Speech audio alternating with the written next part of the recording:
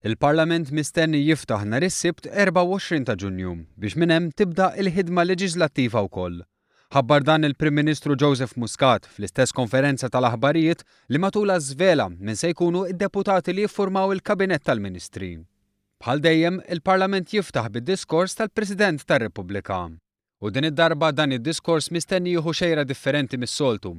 Għalkemm bħal dejjem ikun jinkludi l-programm tal-Gvern, il-Prim Ministru qal li hu fil-ħsieb tiegħu li dan id-diskors ma jkunx wieħed li jispiċċa fid-dibattitu tal-politika partiġjana kif seta' seħħ fl-modi.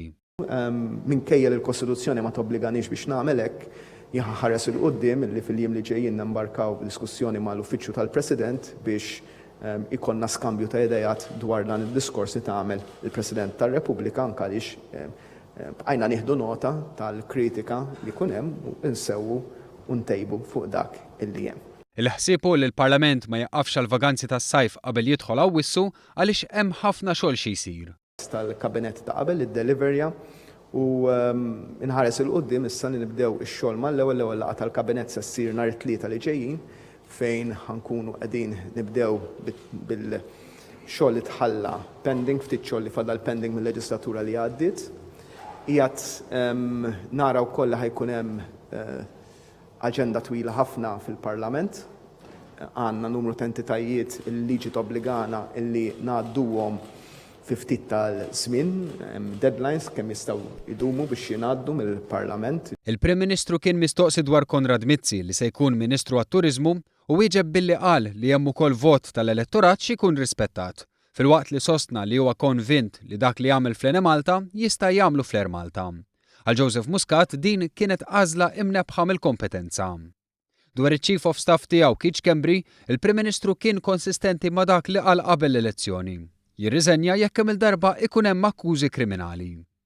Mistoqsi dwar Anton Refalo, il-Prim Ministru qal li ma kienx se jitkellem dwar x'offerti se tagħmel iżda tenna li Refalo urih ix-xewqa li ma jkunx Ministru jekk mhux għal-għawdex.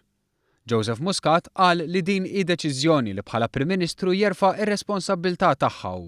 Spjega deċiżjonijiet oħra li kienu diskussi fil-grupp parlamentari fosthom il-proċess biex il-Partit Laburista jaħtar deputat mexxej għal affarijiet tal-Parlament li għandu jkun deputat Prim Ministru u tenna li l-grupp parlamentari taħu ukoll vot ta' fiduċja. Fejn tlabt vot sigrit ta' fiduċja u ġejt informat wara li tlaqt mill-Kamra li dan il-vot ittieħed mod sigrit u kien unanimu ta' fiduċja fil-konfrontiet ta' dan nirringrazzja l-isħabi tal-grupp parlamentari.